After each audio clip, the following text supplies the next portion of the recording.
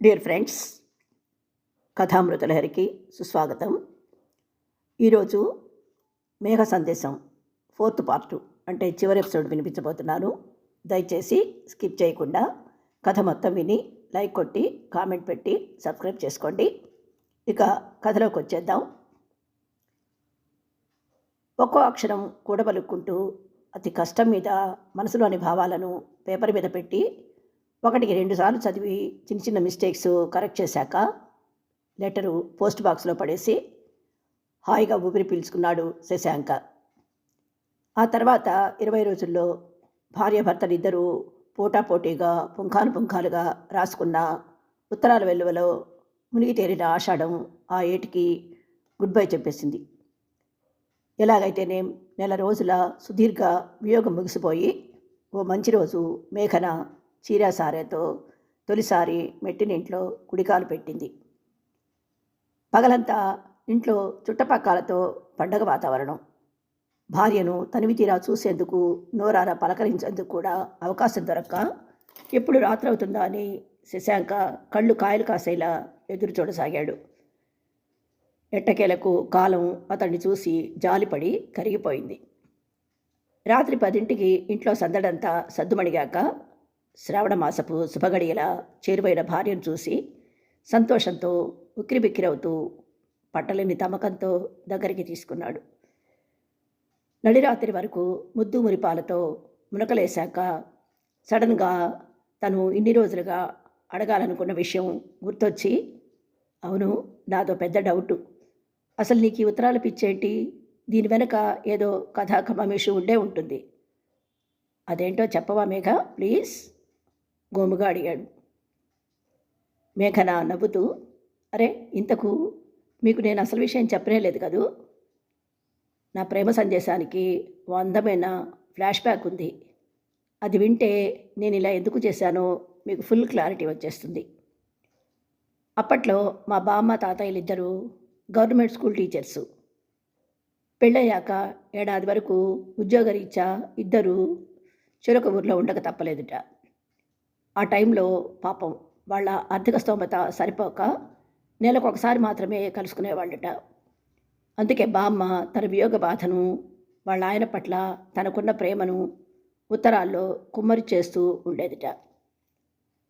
తాతయ్య ఒక్కోసారి రిప్లై ఇవ్వడానికి బద్దకిస్తే ఆయన మీద కోపం నటిస్తూ, నేను అంత ప్రేమగా ఉత్తరం రాస్తే మీరు సమాధానమే ఇవ్వట్లేదు.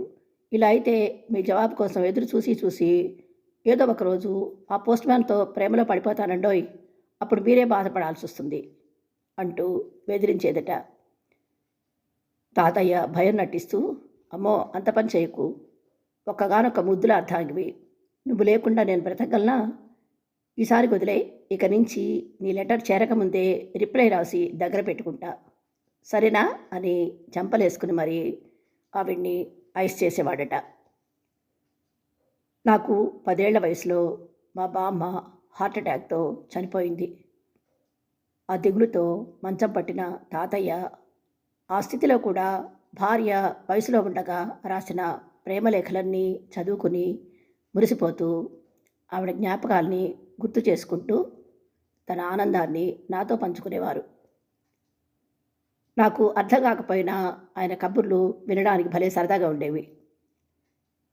తాతయ్య చనిపోయాక తెలిసి తెలియని వయసులో కుతూహలం ఆపుకోలేక ఒకరోజు చాటుగా బామ్మ ఆయనకు రాసిన ఉత్తరాల్లో ఒకటి తీసి చదువుతుండగా మా అమ్మ చూసి వేరే వాళ్ళ ఉత్తరాలు చదవడం తప్పని మందలించింది. ఆ రోజు నుంచి నేను వాటిని మళ్ళీ ముట్టుకోలేదు. కానీ చదివిన ఒకే ఒక్క ప్రేమలేఖ నా మనసులో ఎంత ప్రగాఢమైన ముద్ర వేసిందంటే, తాతయ్య బామ్మ ఈ లోకం విడిచి చాలా కాలమైనా నేను ఇప్పటికీ వాళ్ళను మర్చిపోలేకపోయాను. ఆనాటి జ్ఞాపకాలు, ఆ స్ఫూర్తే నా చేత ఈ ప్రేమలేఖను రాయించాయి. ఆత్మీయ స్పర్శల మనసుకు ఆహ్లాదం కలిగించే లేఖలతో పోలిస్తే ఈమెయిల్స్, వాట్సాప్ మెసేజ్ లాంటివన్నీ నాకెందుకో కృతజ్ఞంగా అనిపిస్తాయి. ఇది ఛాందసం అనుకోండి, ఇంకేదైనా అనుకోండి, బామ్మల మనసులో భావాలన్నీ అందమైన అక్షరాల్లో పొదిగి భర్తకు అందించడంలో పొందే ఆనందాన్నే నేను ఇష్టపడతాను.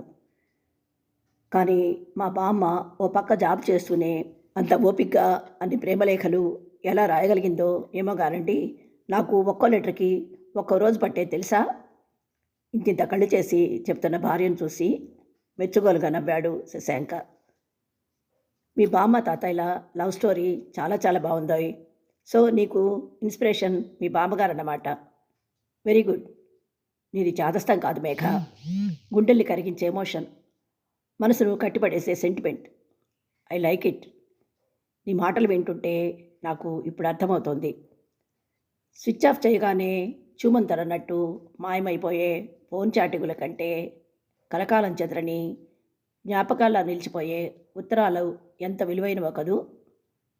భార్యాభర్తలు దూరంగా ఉన్నప్పుడు ఇలా ఒకరికొకరు అందమైన ప్రేమలేఖలు రాసుకోవడం, వాటిని ఏకాంతంలో చదువుకుంటూ మురిసిపోవడం, వావ్! అసలు ఆ కిక్కే వేరనిపిస్తోంది.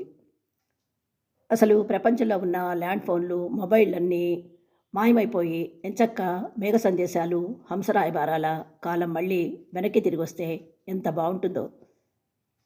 బామ్మ తాతయ్యల జ్ఞాపకాలతో చెమ్మగిల్లిన తన కళ్ళను అనునయంగా తుడుస్తున్న భర్త మాటలకు మేఘన చిరునవ్వుతో తలూపి అతడి ఒడిలో గువ్వపిట్టలా ఒదిగిపోయింది. ఆ కలయికలో అంతదాకా రాసుకున్న ప్రేమలేఖలన్నీ నవదంపతుల గుండెల్లో మౌనరాగాలై పల్లవించాయి. కథ విన్నారు కదా! ఈ కథను ఇంతటితో ముగిస్తున్నాను. త్వరలో మరో మంచి కథతో మీ ముందుంటాను. అంతవరకు సెలవు. Thank you.